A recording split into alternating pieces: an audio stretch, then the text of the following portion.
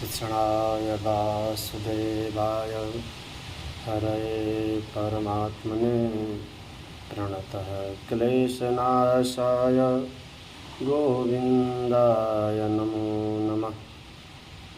मैं आचार्य ओम प्रकाश जी काशी की पावन धरा से आषाढ़ कृष्ण पक्ष योगिनी एकादशी व्रत की विशेषता एवं महत्व के विषय में बतलाने जा रहा हूँ।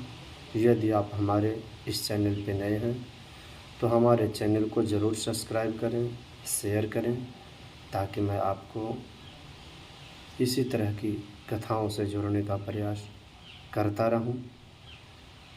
पूर्व काल की बात है, महाभारत काल में धर्मराज युधिष्ठिर भगवान कृष्ण से कहते हैं कि प्रभु, आप के श्रीमुख से हमने निर्जला एकादशी के महत्व तथा विषय में जाना। हमारी इच्छा है कि आषाढ़ कृष्ण पक्ष की एकादशी किस नाम से जानी जाती है, क्या इसका महत्व है, इसके विषय में हमें जानने की जिज्ञासा है।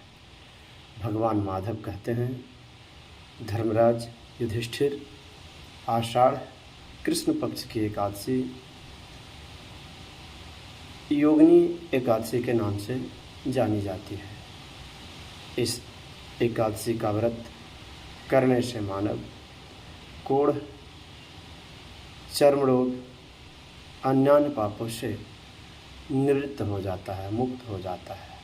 साथ ही साथ योगिनी एकादशी का जो व्रत करता है उसको एक दिन इस उपवास रहने मात्र से 88,000 ब्राह्मणों को भोजन कराने का पुण्य प्राप्त हो जाता है। भगवान कहते हैं, पूर्व काल में कुबेर अलकापुरी नगरी का राजा हुआ करते थे। वह बहुत शिव के अनन्य भक्त थे। उनका एक सेवक था, वह शिव भक्त था। उसका नाम था हेममाली। हेममाली कुबेर के लिए प्रतिदिन फूल, बिल्वपत्र, पूजा की सामग्रियां एकत्रित करने का कार्य किया करता था।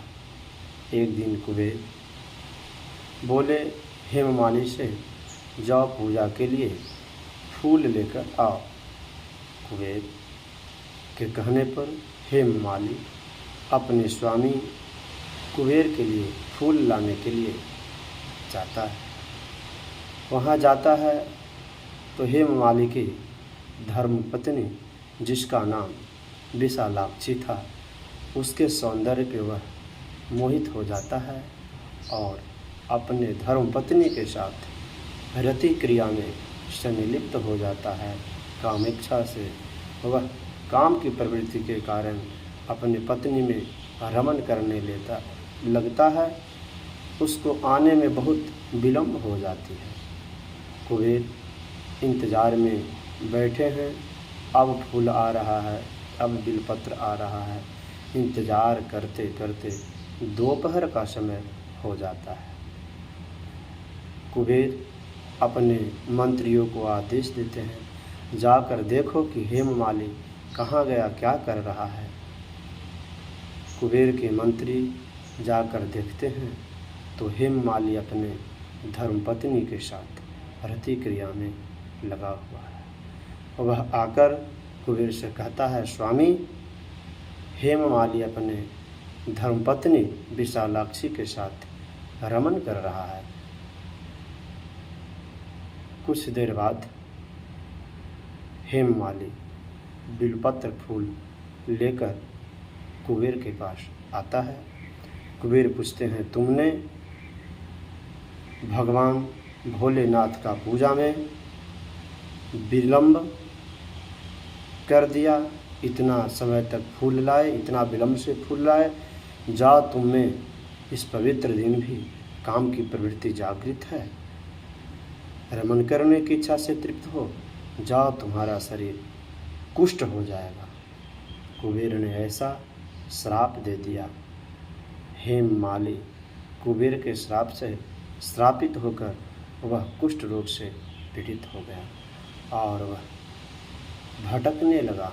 भटकते भटकते भटकते भटकते हिमालय की दिशा की ओर चल पड़ता है, परंतु कुष्ठ रोग से पीड़ित हो तो गया जरूर, लेकिन कई जन्मों से वह शिव में भक्ति रखता था, शिव का भक्त था, अतः शिव की भक्ति उससे भूल नहीं पाई थी। वह शिव भक्त होने के कारण एक दिन भटकते भटकते मार्कंडेय ऋषि के पास जाता है। मार्कंडेय ऋषि पूछते हैं, तुम्हारा क्या नाम है? किस कारण से तुम्हारा शरीर इस दुर्दशा को प्राप्त हो गया है? कौन ऐसे कुकर्म किए हो कि तुम्हारे शरीर में यह कुष्ठ रोग हो गया?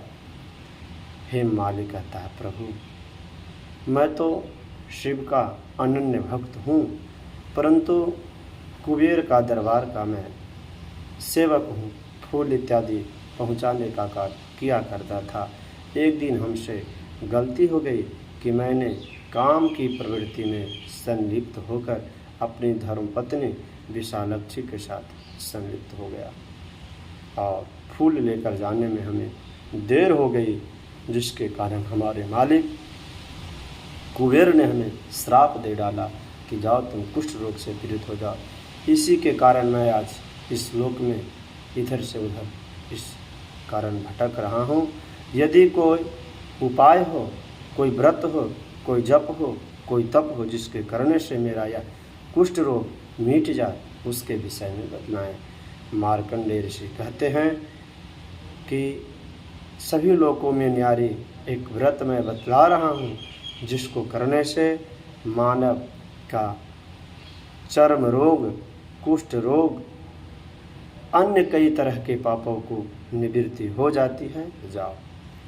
आषाढ़ कृष्ण पक्ष की एकादशी, जो योगिनी एकादशी के नाम से जानी जाती है, तुम यदि इस योगिनी एकादशी को व्रत को करोगे तो तुम्हारे शरीर में उत्पन्न कुष्ठ रोग ठीक हो जाएगा। इस दिन जो भी व्रत उपवास करता है, उस मानव को व्रत मात्र से 88,000 ब्राह्मणों को खिलाने का पुण्य प्राप्त होता है। श्री मार्कंडेय ऋषि के बताए हुए बात को हेममाली ने मन में रखा और आषाढ़ कृष्ण पक्ष की एकादशी को व्रत रहा, जिसके कारण हेममाली के शरीर में उत्पन्न कुष्ठ रोग ठीक हो गए। इस प्रकार इस कथा के माध्यम से हर सनातन धर्मावलंबियों को यह सीख लेनी चाहिए कि किसी भी प्रकार के शरीर में उत्पन्न चर्म रोग, कुष्ठ रोग इत्यादि यदि व्याप्त हों तो इस कथा को श्रवण करें और आषाढ़ कृष्ण पक्ष की एकादशी, जो योगिनी एकादशी के नाम से जानी जाती है, उस व्रत को अवश्य करें और आप इस कथा को अधिक से अधिक लोगों पर शेयर करें। हमारे लिंक को सब्सक्राइब करें ताकि मैं पुनः आपको इसी प्रकार की अच्छी कथाओं से पुनः जोड़ने का प्रयास करूं। कैसा कथा लगा इसके विषय में भी कमेंट ज़रूर करें। किसी व्रत कथा के विषय में सुनने की इच्छा हो वह भी कमेंट में अवश्य डालें, मैं आपको सुनाने का प्रयास करूंगा।